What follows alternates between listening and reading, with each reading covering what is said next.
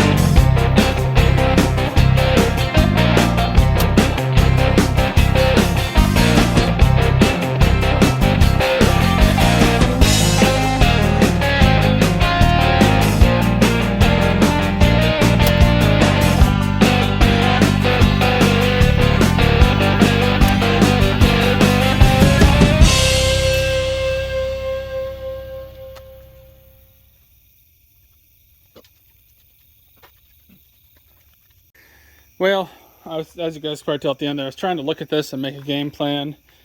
Honestly, I just don't have good enough light to be able to see everything back in here that I need to.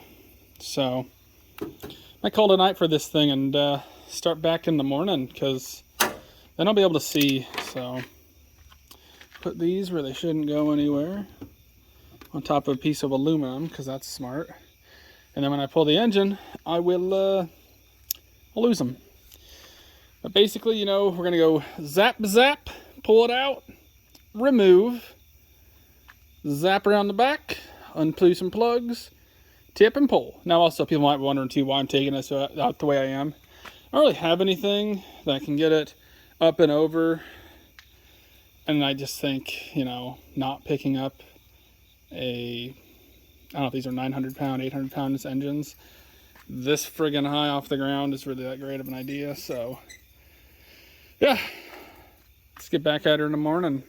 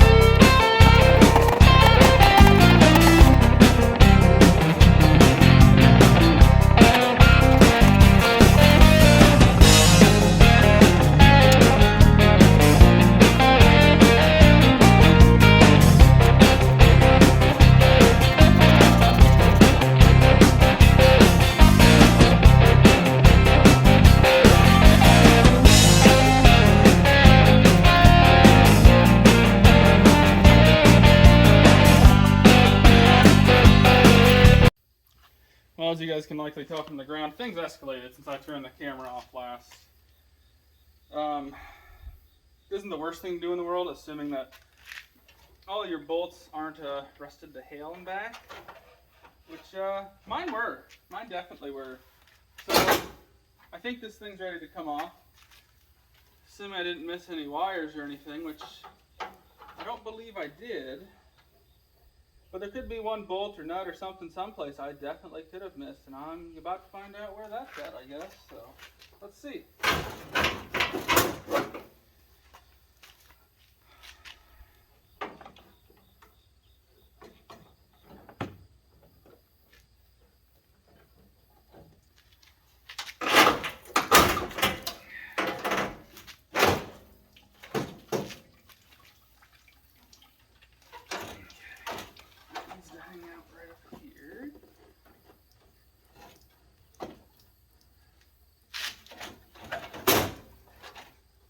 Now, a smart person likely would have unhooked the radiator, got it pulled out, done the same for the condenser, or at least gotten rid of one of the two, which right now I'm really tempted to just do the radiator, just get it out of there, because nothing really holding it in but the two hoses, so.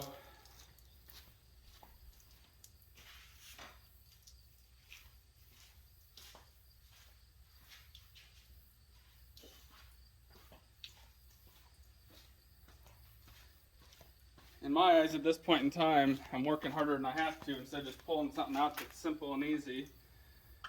It looks like I'm getting coolant all over my driveway, so that's cool too.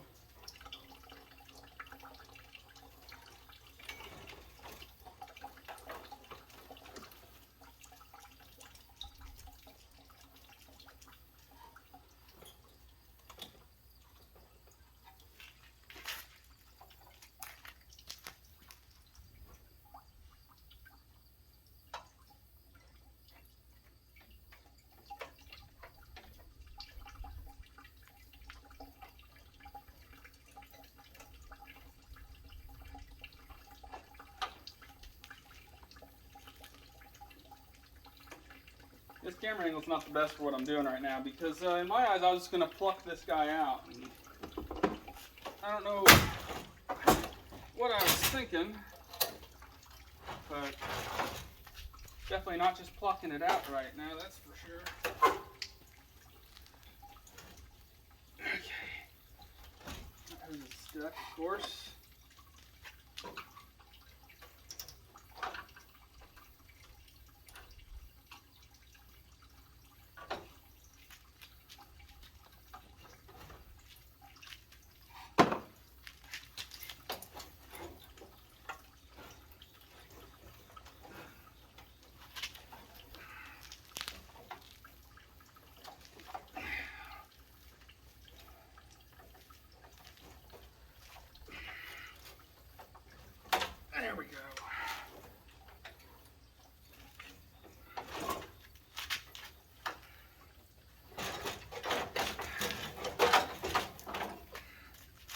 big piece of the puzzle out of the way.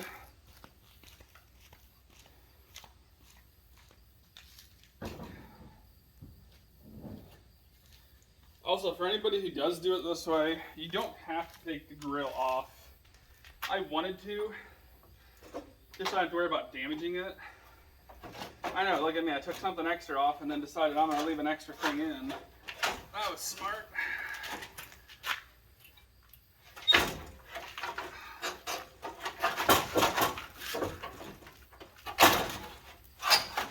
There we go.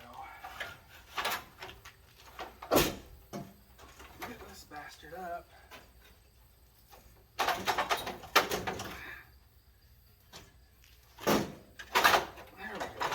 Hoping them soft lines give me enough room to move all that around. And now it looks like everything should be out of the way. But of course it's not that easy.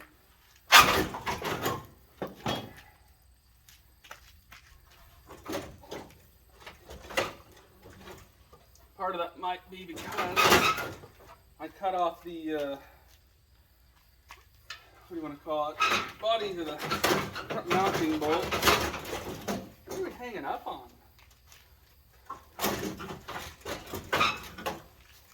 This piece of tin? I think it is, because there's one mount down there. It's in kind of a stupid spot. It needs to turn. See, that side's free. This side is also free. That one little piece that I apparently forgot down there.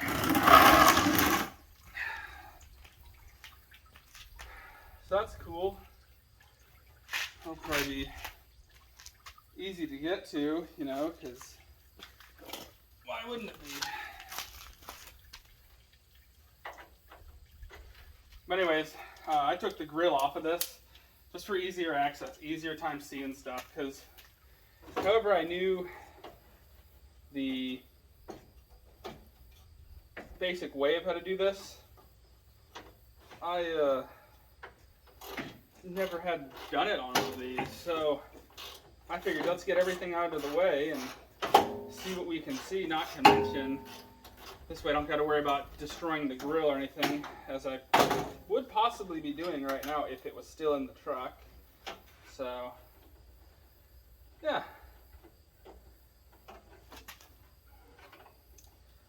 And that bracket's probably still going to fight me.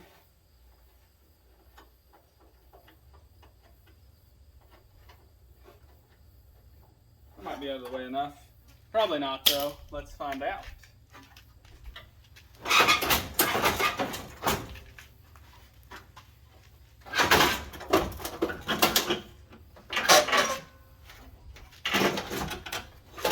Yep, it's still fighting me.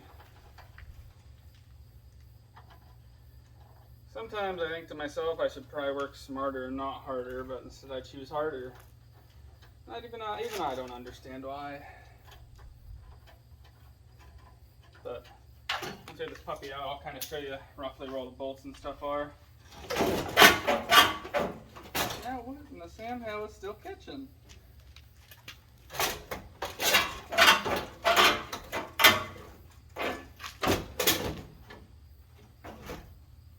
Nothing there. Nothing over there. Nothing I can see over here.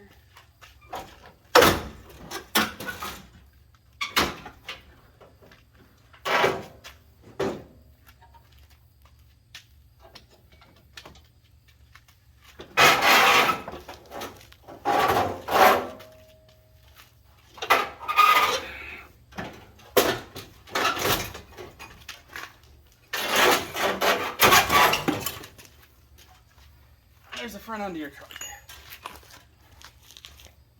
Okay. Let's get you guys in here and show you what all it kind of takes to get this off. So, there's so much room for activities, actually. Basically, you got both your body mounts. Both of mine were so rusted, they got cut off. You got two bolts down here. Yet again, both sides, they were so rusted, they got cut off. You have this guy that hangs out right up here and like that. I originally took him off on the inside and then decided this thing can't move, it's going to mess up my fender. So I took it off on top there too. You have your two radiator pieces up top that hold it on. These guys also have two pieces on top that hold it on, and on bottom actually. And well, if you're smarter than me, you'll pull your radiator first. And then there's a few miscellaneous pieces of hardware that hold this guy on here in the center. It's easy to take him off if you just undo 4 more bolts, which I'm probably going to do now anyways. So it would have been really smart to just do that with all of this and not have to worry about tweaking it or bending it like I probably just did. But you learn as you go. There's another one of these pieces on this side too. In all honesty, if I'd kind of known what to do prior to, this would have been much more smooth, but I had no idea what I was getting into. So yeah, that's that. And like, I have some extra stuff on here, such as like this extra battery mount and this guy down in here that connected onto a secondary battery stuff that somebody else had in here for whatever reason, I don't know. Which is why I've got like this blue wire, another runs over here, extra battery hookups. So I had some extra junk that you normally wouldn't have. Also, obviously, unplug your headlights. If you left your grill attached, undo that. You could probably, I had to pull the overflow piece off, so that did have to come off. But yeah, if you do that, you got a whole hell of a lot of room left to play with now. I just got to get my engine up over. I am going to take this piece off. 4 bolts, color day there. I'm going to leave the bumper intact, I believe. But now there's so much more room. Hell, even if I should have done this when I was trying to break it free, because boy, there'd be so many more options now. But you win some, you lose some. You learn as you go. It's life. So might call this video here, because it might be getting a little bit long since I sat here and talked for 10 minutes. And the beginnings and all that stuff. So if it is, thanks for watching, guys. That's basically how you take the front end off a Bullnose Ford. Now that I know how to do it, hopefully somebody else can learn from this and have a much easier time than I did. Oh yeah, there's also these pieces right here too. If you're like me, I forgot about these 2 bolts, but if you're like me, this piece isn't doing too hot, even though she's bolted into plastic, so I don't really know what it does other than support the fender liner, because the battery goes right there is my only assumption, but I have no idea. But I'll probably try to fix this guy up a little bit. It needs it. So I think we are going to call it this one though. So thanks for watching, everybody. Hopefully if anybody else ever does this, this kind of helps teach you guys how to do it as well, because boy, I didn't really know what I was getting into, and it's not bad. It's just having understanding of what you need is the hard part to figure out. So yeah, thanks for watching, everybody.